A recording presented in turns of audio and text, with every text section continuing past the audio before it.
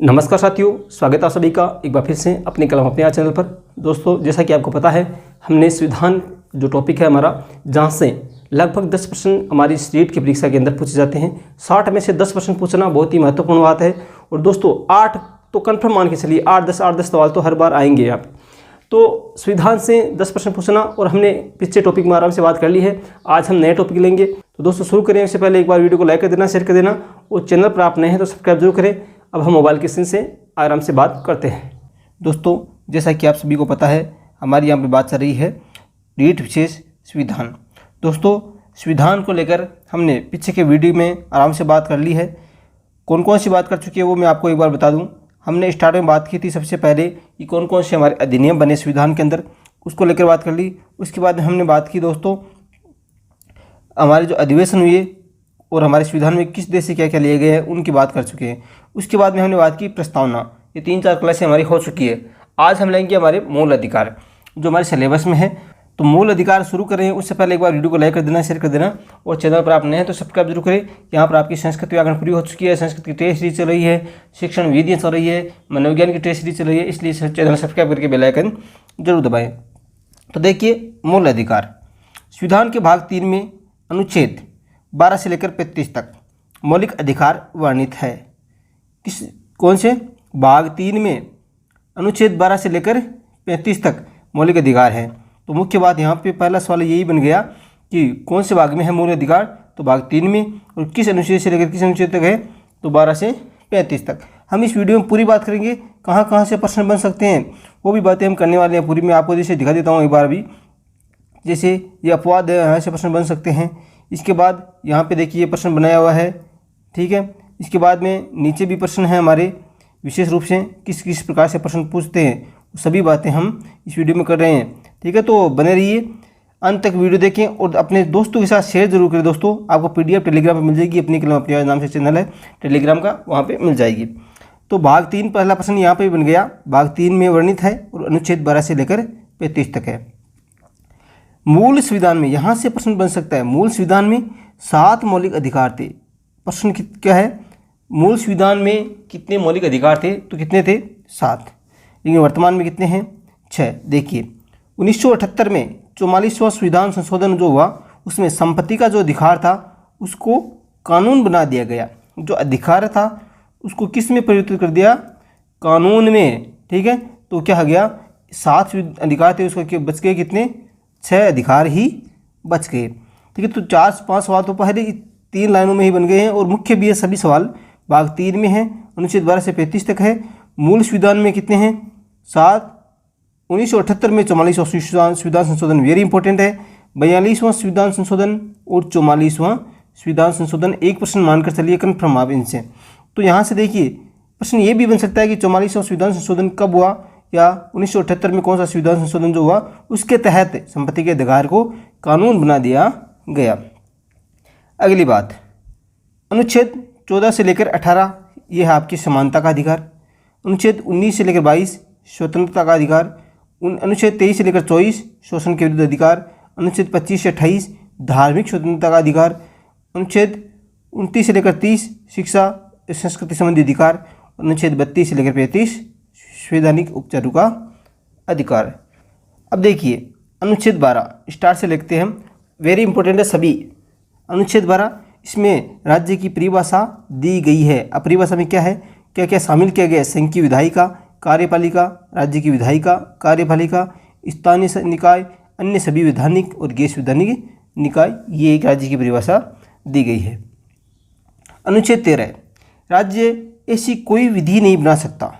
अनुच्छेद 13 में क्या दिया गया है कि राज्य ऐसी कोई विधि या कानून नहीं बना सकता जिससे मौलिक अधिकार कम हो। मौलिक अधिकार किसी भी प्रकार से कम नहीं हो, ऐसी कोई विधि कोई राज्य नहीं बना सकता।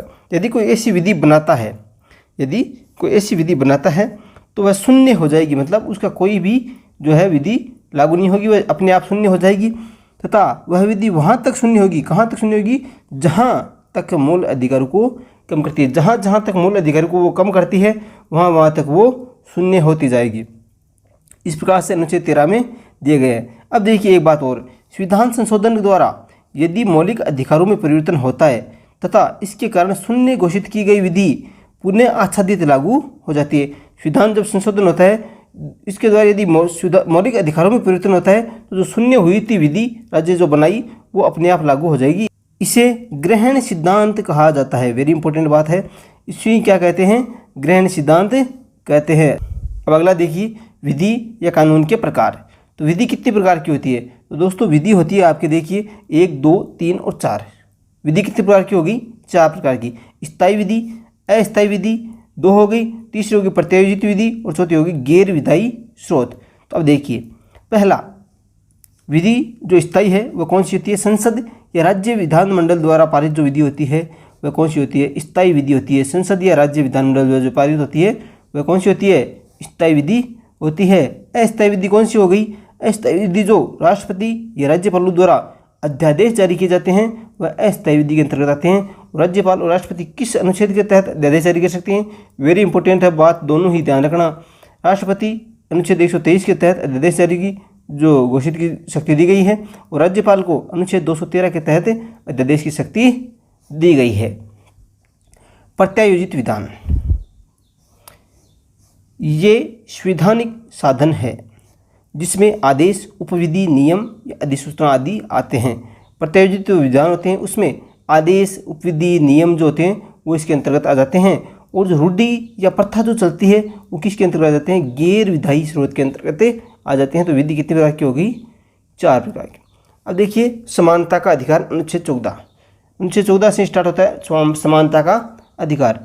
यह विधि के शासन की स्थापना करता है।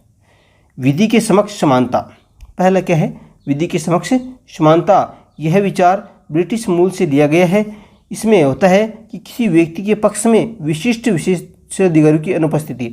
साधारण विधि, न्यायालय के तहत सभी से समान व्यवहार। अमीर गरीब, ऊंचा नीचा कोई भी विधि से ऊपर नहीं होता है, इसलिए इसे क्या कहा गया है? समानता का अधिकार दिया गया है। विधि का समान संरक्षण, विधि का समान संरक्षण यूएसए अमेरिका से लिया गया है। समान विधि के अंतर्गत सभी व्यक्तियों के लिए समान नियम होते हैं। तो विधि का समान संरक्षण हो गया कि समान विधि के अंतर्गत सभी व्यक्तियों के लिए समान नियम होते हैं, बिना भेदभाव के समान के साथ समान व्यवहार किया जाता है, वही क्या है? विधि का समान संरक्षण कहलाता है। अब देखिए, अपवाद इसकी कैसे हुई? अपवाद भी इसकी हो गई कि अनुच्छेद 361 के अंतर्गत भारत के जो राष्ट्रपति है राज्यपालों को जो प्राप्त शक्तियाँ हैं, ठीक है, उसके कारण जो व्यक्ति विशेष को अधिकार मिल गए, इसलिए ये एक इसका अपवाद हो गया। अनुच्छेद 105 व 154 द्वारा संसद या राज्य विधानमंडल के सदस्यों को प्राप्त विशेष अधिकार भी होते हैं। विदेशी शासक, राजदूत, कूटनीतिक व्यक्ति दीवानी व फौजदारी जो मुकदमे होते हैं उनसे मुक्त होंगे। तो ये 3 प्रकार से आपके विशेष अधिकार हो गए, इसलिए समानता का जो अधिकार है इसके अपवाद हो गए। तो ये तीनों बातें आपकी इंपॉर्टेंट है। पीडीएफ आप जो टेलीग्राम में वहाँ से मिल जाएगा, आप वहाँ से भी पढ़ सकते हैं। पूरी बातें करेंगे हम। देखिए नीचे विशेष रूप से मैंने पीडीएफ बनाई है आपके लिए, वो भी आपको पूरी पीडीएफ आपको टेलीग्राम पर मिल जाएगी। तो समानता का अधिकार ये हो गया। इसके बाद अनुच्छेद 15, ये बातें कितनी कौन सी अनुच्छेद में थी? इतनी देर अनुच्छेद 14 में थी। अब अनुच्छेद 15, धर्म, जाति, लिंग या जन्म स्थान के आधार पर विभेद का प्रतिषेध, कि धर्म, जाति, लिंग, जन्म स्थान के आधार पर कोई भी भेदभाव नहीं किया जाएगा अनुच्छेद 15 में, इस 15 के आधार पर। अनुच्छेद 16, लोक नियोजन के संबंध में अवसर की समानता। मेन बात क्या है? अवसर की समानता कौन से अनुच्छेद में आती है? 16 में। ये बात आपको याद रखनी है। विशेष बातें जो है अनुच्छेद 17 में क्या आती है? अस्पृश्यता का अंत, ये आती है अनुच्छेद 17 में। अनुच्छेद 18, उपाधियों का अंत, 18 में क्या आता है? उपाधियों का अंत विशेष अधिकार के तहत। दूसरा, स्वतंत्रता का अधिकार। देखिए अब हम विशेष बातें कर लेते हैं जो आपके दूसरा, तीसरा, चौथा, पाँचवा, इस विधान में मैंने अधिकारियों के साथ विशेष नोट्स इनके नहीं बनाए हैं। तो मुख्य बातें जो संविधान अधिकारियों से पूछी गई है वो आज तक यहाँ से लेकर जो ऊपर मैंने बताई वो, और ये संवैधानिक उपचारों का अधिकार है, यहाँ से कैसे प्रश्न बनते हैं, लगभग प्रश्न आपके यहाँ से बन जाएंगे।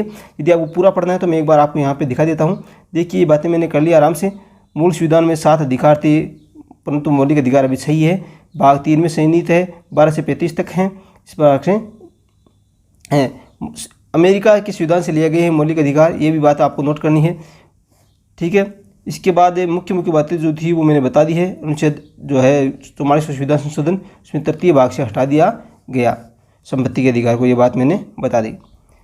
ऊपर अब देखिए, यदि आप संस्कृत की क्लास देखना चाहते हैं या जीके की क्लास देखना चाहते हैं, यूट्यूब पर सर्च करना आपको जीके बाय राम सर या संस्कृत बाय राम सर, इस प्रकार से आप सर्च करा सकते हैं। क्षमता का अधिकार की बात हमने कर ली है पूरी, या आप आराम से यहाँ पर पढ़ सकते हैं दोबारा। ठीक है, समानता का अधिकार, कानून के समक्ष समानता हो गई, ये हो गई पूरे। स्वतंत्रता का अधिकार की बात कर लें एक बार कि अनुच्छेद 19 से 22 के अंतर्गत भारतीय नागरिकों को निम्न अधिकार प्राप्त है। अब कौन कौन से हैं? वाक स्वतंत्रता, मतलब बोलने की विषय कुछ अधिकारों का संरक्षण, जमा होने, संघ यूनियन बनाने, आने जाने, निवास करने, कोई भी जीविकोपार्जन या व्यवसाय करने की स्वतंत्रता का अधिकार है। अपराधों के लिए दोष सिद्धि के संबंध में संरक्षण, ये कोई अपराध किया तो इसका दोष का सिद्धि हो, उसके बारे में संरक्षण हो।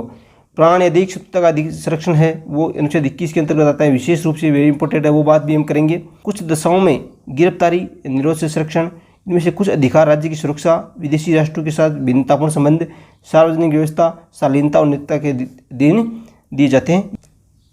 शोषण के विरुद्ध अधिकार, अनुच्छेद 23 से 24, मानव दुर्व्यापार एवं बाल श्रम का प्रतिषेध हो गया। कारखानों आदि में 14 वर्ष तक के बालकों, वेरी इंपॉर्टेंट बात है, 14 वर्ष तक के बालकों का नियोजन का प्रतिशोध जो है वो आपकी शोषण के विरुद्ध अधिकार में लिया गया है।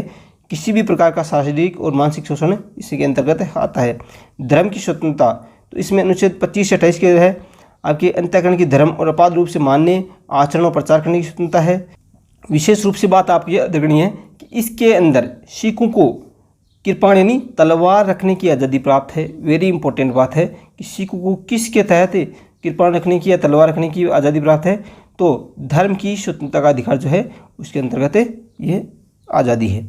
धार्मिक कार्यों की प्रबंध की स्वतंत्रता, विशिष्ट कार्य के धर्म के वृद्धि के लिए करू के समुदाय के बारे में स्वतंत्रता, कुछ शिक्षण संस्थाओं में धार्मिक शिक्षा या धार्मिक उपासना में उपस्थित होने के बारे में स्वतंत्रता, ये सभी धार्मिक स्वतंत्रता के अंतर्गत आ जाते हैं। शिक्षा, संस्कृति और शिक्षा संबंधी अधिकार इसके अंतर्गत अनुच्छेद 29 और 30 के अंतर्गत हैं। किसी भी वर्ग के नागरिकों को अपनी संस्कृति सुरक्षित रखने और भाषा या लिपि बचाए रखने का अधिकार है। ठीक है, अल्पसंख्यक वर्गों के हितों का संरक्षण इसमें बात की गई है। शिक्षा संस्थाओं की स्थापना और प्रशासन करने का अल्पसंख्यक वर्गों का अधिकार भी इसमें आता है शिक्षा संबंधी अधिकार में। संवैधानिक उपचारों का अधिकार, वो हम इस जो मेरे नोट्स बनाए हुए हैं इसमें विशेष बात हम करेंगे। देखिए, अब बात करते हैं संवैधानिक उपचारों का अधिकार, ये आपको यहाँ पे लिखाने हैं।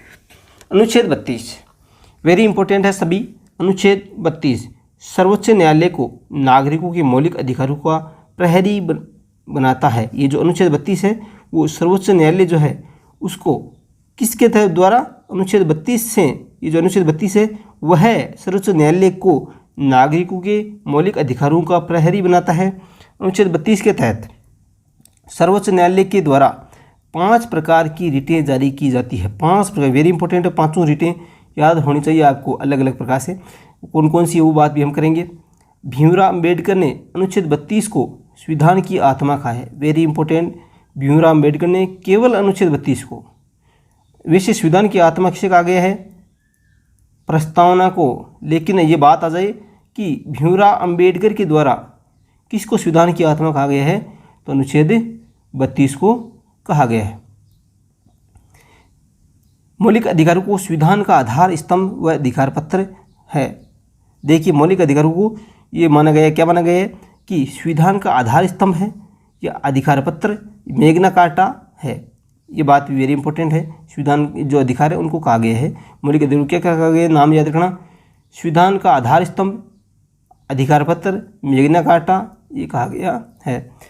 संविधान के किस भाग को भारतीय संविधान का अधिकार पत्र कहा जाता है। देखिए, वेरी इंपॉर्टेंट प्रश्न यहाँ से बनता है कि किस भाग को, अब अधिकार किस भाग के अंतर्गत आते हैं, भाग 3 के अंतर्गत आते हैं। तो ये यहाँ से प्रश्न बन गया कि संविधान के किस भाग को भारतीय संविधान का अधिकार पत्र मैग्ना कार्टा कहा जाता है, तो भाग 3 हो गया। मौलिक अधिकार सरकार के लिए बाध्यकारी होते हैं। वेरी इंपॉर्टेंट बात है, प्रश्न बन सकता है कि क्या मौलिक अधिकार सरकार के लिए बाध्यकारी होते हैं, हाँ, नहीं, दोनों, जो भी है इस प्रकार से सवाल पूछ सकते हैं। तो ये बाध्यकारी होते हैं। मूल संविधान में मौलिक अधिकारों की संख्या 7 थी, वर्तमान में मौलिक अधिकारों की संख्या 6 है। 44वें संविधान संशोधन 1978 में संपत्ति के मौलिक अधिकार को कानूनी अधिकार बना दिया गया। आगे देखिए, 86वां संविधान संशोधन जो है वो कब हुआ? 2002। वेरी इंपॉर्टेंट है, कब हुआ? 2002। इसके द्वारा मूल अधिकारों में नया अनुच्छेद 21A जोड़ा गया। कौन सा? 21A, जिसमें 6 से 14 वर्ष तक के बच्चों को अनिवार्य व निःशुल्क शिक्षा प्राप्त करने का मौलिक अधिकार बनाया गया। किसके तहत? 86वां संविधान संशोधन 2002 के द्वारा मौलिक अधिकारों में नया अनुच्छेद जोड़ा गया 21A। कौन सा जोड़ा गया? 21A जोड़ा गया। तो उसके तहत वापस देखिए 21A याद रखना आपको, जो 6 से 14 वर्ष तक के बच्चों को अनिवार्य व निःशुल्क शिक्षा प्राप्त करने का अधिकार जो देता है। तो इसके अलावा दोस्तों एक प्रश्न आपको मैं बता दूं, जैसे हमने बात की अनुच्छेद 21, अनुच्छेद 21 देखिए यहाँ से एक प्रश्न बनता है, वेरी इंपॉर्टेंट है। जो कौन सा 21? प्राण व दैहिक स्वतंत्रता का अधिकार, प्राण व जीवित रहने का अधिकार, ये सम्मानीय।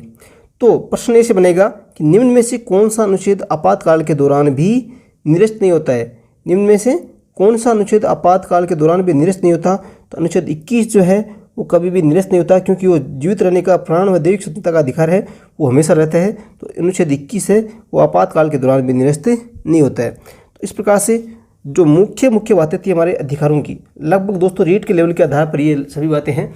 इसके अलावा जो भी आपके गाइडों में सभी बातें इसमें सम्मिलित नहीं की गई है, इसके अलावा भी प्रश्न बन सकते हैं। जो मुख्य बातें थी हम बात करें केवल शॉर्ट के अंदर, जो मुख्य बातें हैं संविधान की वो इस वीडियो में हमने बात की। इसके अलावा जो भी गाइडें हैं, आपके पास नोट्स वीडियो है, वो भी आप देख सकते हैं, वहाँ से भी प्रश्न बन सकते हैं।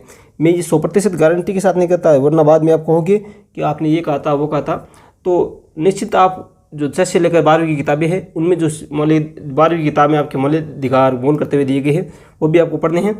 जो RBC किताब है उसके आधार पर मैं आपको जो स्पेशल नोट्स हैं वो भी उपलब्ध कराता रहूँगा। ये पूरा PDF जो नीचे मैंने बनाए हैं विशेष रूप से, वो भी आपको वहाँ पे मिल जाएगा। ये पूरी PDF आपको टेलीग्राम पर मिल जाएगी। टेलीग्राम आपके है अपनी कलम अपनी आवाज़ नाम से ही है। क्या नाम है टेलीग्राम का? अपनी कलम अपनी आवाज़। ये आप यहाँ पे सर्च करा सकते हैं टेलीग्राम पर जाकर, या पहले कमेंट में आपके लिंक दिया हुआ है, वहाँ से भी जुड़ सकते हैं। तो संस्कृत व्याकरण की विशेष क्लास हमारे उपलब्ध है, पूरी 50 क्लास है लगभग। उसमें लगभग आपके पूरे टॉपिक हो चुके हैं। 15-20 मिनट का वीडियो मिलेगा, उसके बाद आपको उदाहरण आगे प्रश्न देखने हैं, तो वहाँ से आपकी क्लियर हो जाएगा।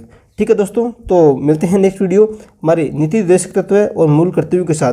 तब तक के लिए जय हिंद जय भारत। सभी से एक पुनः रिक्वेस्ट कि लाइक कर दे, सभी एक बार शेयर कर दे, और आपने सब्सक्राइब नहीं किया तो सब्सक्राइब जरूर करें। ये नोट्स आपके लिए रामबाण साबित होगा, ये इतना मुझे विश्वास है। ठीक है दोस्तों, धन्यवाद। जय हिंद जय भारत।